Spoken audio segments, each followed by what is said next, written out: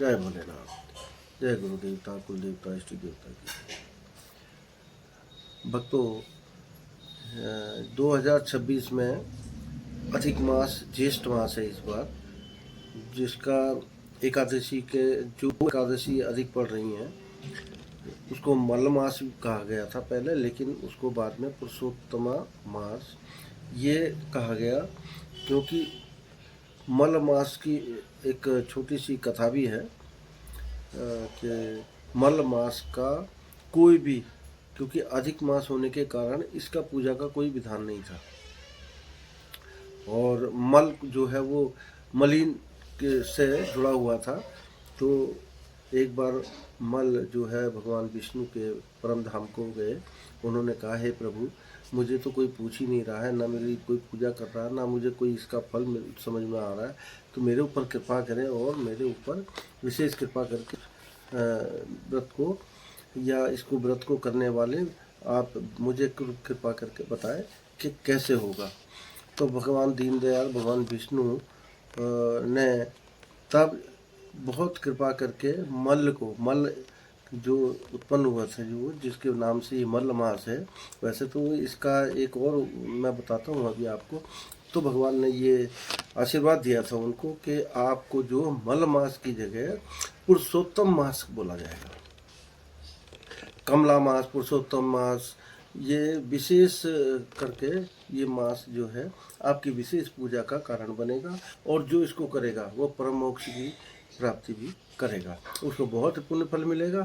तो ये जो पुरुषोत्तमा मास है, जिसको कमला मास भी बोलते हैं, ये आपको जो इस बार 2026 में, जैसे एक पुरुषोत्तमा मास तो मैं ज्येष्ठ में शुक्ल पक्ष की बता चुका हूँ, और ये जो कृष्ण पक्ष की जो एकादशी है, जो 11 जून 11/6/2026 को व्रत की रहेगी, और 12/6/2026 को इसका पारण होगा।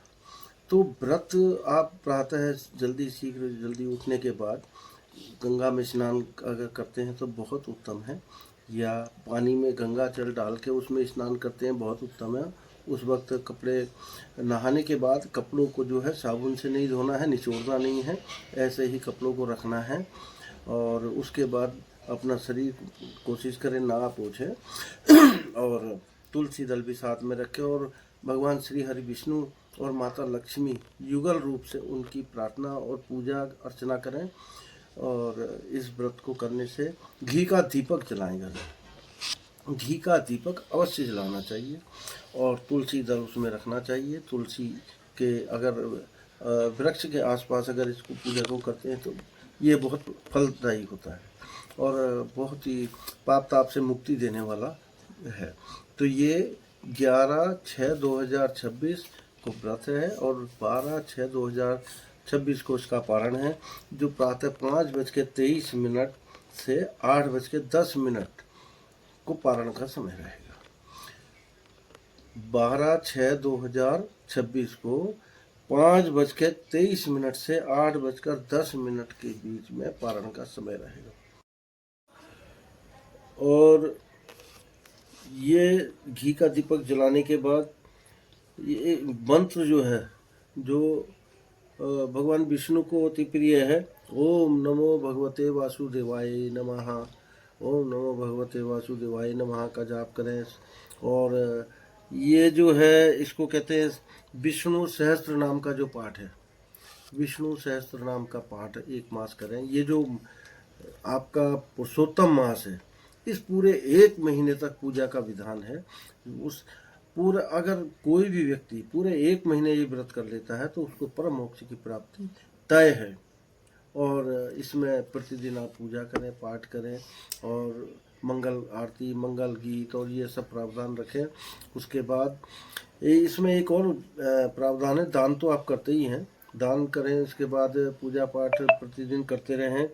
इससे पाप ताप दुखों का, सब परेशानियों का, सब दुखों का, परिवार में क्लेश का, सबका अंत होता है, सब से मुक्ति मिल जाती है आदमी को।